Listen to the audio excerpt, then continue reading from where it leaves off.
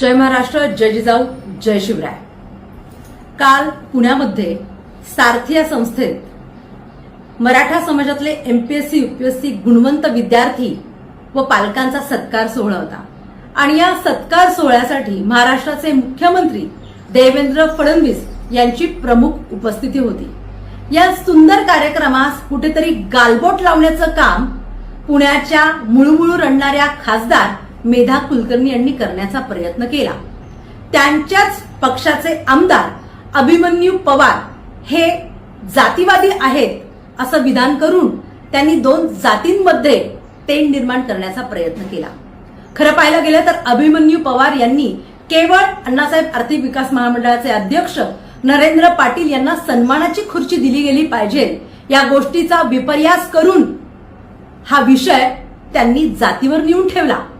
मेधाताई कुलकर्णी काही वर्षांपूर्वी माजी आमदार अमोल मिटकरी हे ब्राह्मण्यवादाच्या विरोधात बोलतात म्हणून त्यांच्याबरोबर मंचावरती खुर्ची घेऊन बसण्यास तुम्ही नकार दिलात आणि तुम्ही त्यांच्या बाजूला बसला नाहीत।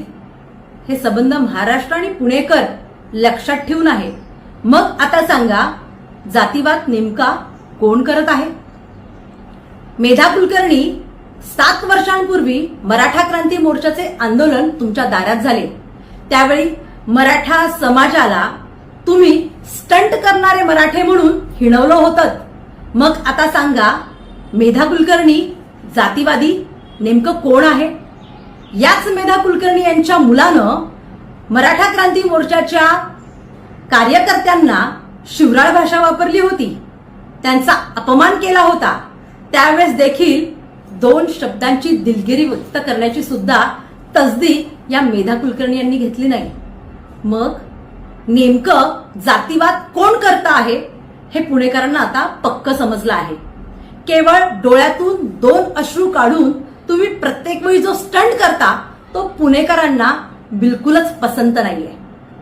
प्रत्येक वेळी 2 जातींमध्ये 2 धर्मांमध्ये तेढ कशी निर्माण होईल यासाठी तुम्ही कायम प्रयत्नशील असता।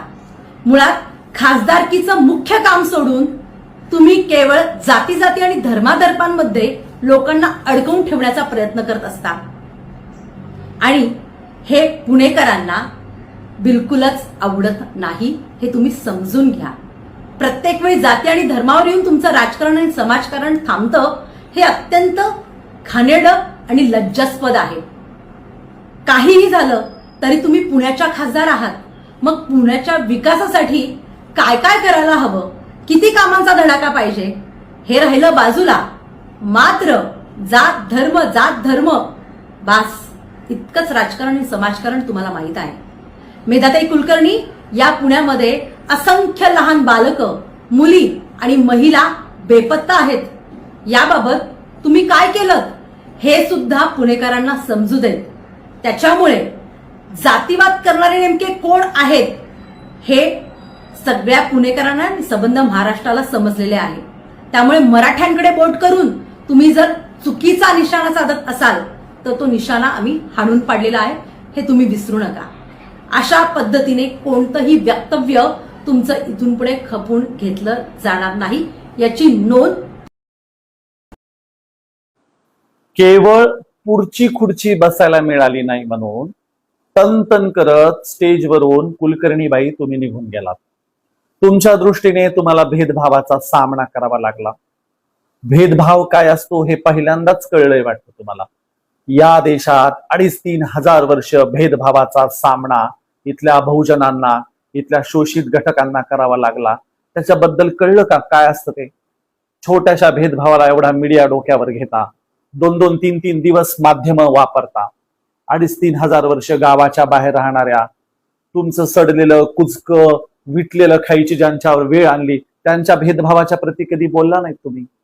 या देशात संत चोखा मेळ्याला आयुष्यभर विठ्ठल मंदिराच्या पायरीला उभं राहून अर्जव करावी लागली। सगळ्याच्या सगळ्या अभंगांमध्ये होणाऱ्या भेदभावाची सल चोखोबरायांनी बोलून दाखवली। सोयराबाईंना म्हणावं लागलं जन्म गेलं उष्टे खाता। या भेदभावाबद्दल कधी काही वाटलं का?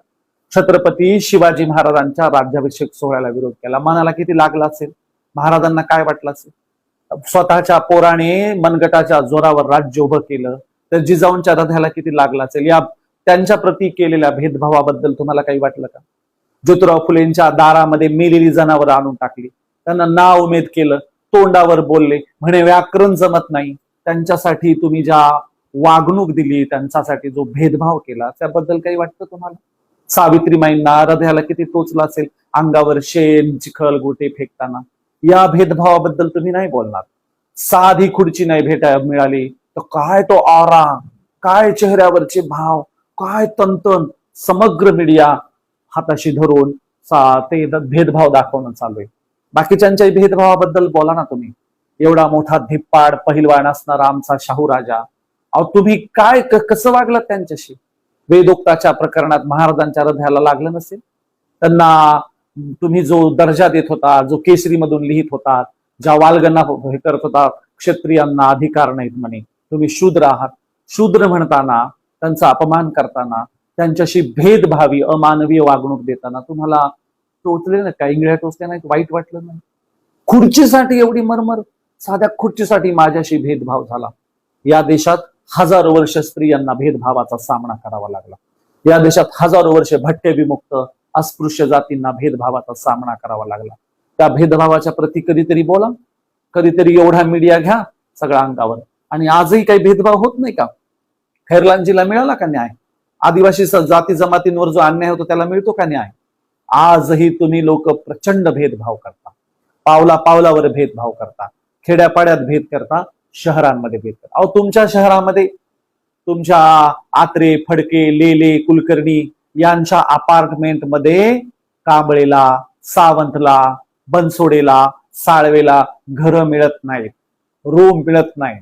आजही प्रचंड भेदभावी वर्तन करता. तुमच्याकडे किराणा रूम केली तर घरात बाबासाहेबांचा फोटो लावता येत नाही. तुमच्याकडे शिवाजी महाराज, संभाजी महाराजांची नावं असणाऱ्यांना तुम्ही घर रूमा देत नाहीत. आम्हाला माहिती नाही का? या भेदभावाबद्दल तुम्ही मीडिया समोर नाही येणार. या भेदभावाबद्दल तुम्ही मीडिया हाताशी धरणार नाही. साधी खुर्ची नाही मिळाली तर तन तन तन तन करता. या देशात अमानवीय प्रथा परंपरा तुम्ही निर्माण केल्या, त्या पोचल्या आणि त्यांच्या त्या प्रथांच्या जोरावर वर जाऊन बसलात. लोकांच्या मानगुटीवर पाय देऊन तुम्ही फुकट जगलात. त्याबद्दल कधी तुम्हाला दिसणार नाही भेदभावी अमानवीय वर्तनाबद्दल. सगळ्याच्या सगळ्या महापुरुषांच्या बद्दल तुम्ही अत्यंत, तुमचे लोक अत्यंत अमानवीय वागलेले आहेत, अत्यंत भेदभावी वर्तन केलेलं आहे. त्या भेदभावी वर्तनाबद्दल जरा तरी बोला, जरा तरी संवेदनशीलता व्यक्त करा. हृदयाला काय लागतं असतं ना, तर ते तुम्हाला नाही कळायचं. एका खुर्चीवरून तुम्हाला जो भेदभाव वाटतो ना, तो 5,000 वर्ष 2,500 वर्ष इथल्या बहुजनांनी, ज्यांचं शोषण झालं, त्या शोषितांनी भोगलेला आहे. तुम्हाला त्यातलं काय कळणार हो, भेदभाव काय असतो ते? पावला पावलावर अपमान करणारे, अहंकार व्यक्त करणारे, चेहऱ्यावर तो माज असणारे, ते सगळे तुम्ही. एक खुर्ची नाही मिळाली तर तन करत. खरं तर त्या सगळ्या आयोजकांच्या पाया पडायला पाहिजे होतं. तुमच्या जातीचा कार्यक्रम नसताना तुम्हाला बसू दिलं होतं म्हणून. पण तरीही तुम्ही हे जे नौटंकी करता, हाताशी मीडिया धरता, अत्यंत विकृतपणाचं लक्षण आहे. या देशात ज्या ज्या जात समूहांनीशी तुम्ही भेदभावी वागलात, या देशात ज्या ज्या स्त्री असो, शूद्र असो, भटके विमुक्त असो, अतिशूद्र असो, माजी अस्पृश्य जाती असो, छत्रपती शिवाजी महाराज, शाहू महाराज, ज्योतिराव फुले, चोखोबाराय असो, या सगळ्यांशी ज्या पद्धतीने भेदभावी वर्तन केलं त्याबद्दल माफी मागितली पाहिजे तुम्ही. या तुमच्या छाटरूमेट्रू भेदभावाचं आम्हाला काय घेणं देणं? त्यातल्या त्या स्टेजवरच्या मागच्या लाईनच्या खुर्चीत जागा मिळत होती ना, ती नाही बसायला मिळते, त्याबद्दल आम्हाला काय घेणं देणं? भेदभाव खरं तर तुम्ही करणारे लोक आहोत, आम्ही नाही. तरी चला, तुमच्याशी झालेला भेदभाव या रूपाने तरी भेदभाव काय असतो थोडस तरी तुम्हाला कळेल अशी अपेक्षा ठेवतो. धन्यवाद मित्रांनो, आपलं मत नक्की कळवा. रामकृष्ण हरी. जय जगद्गुरू, जय शिवराय, जय भीम.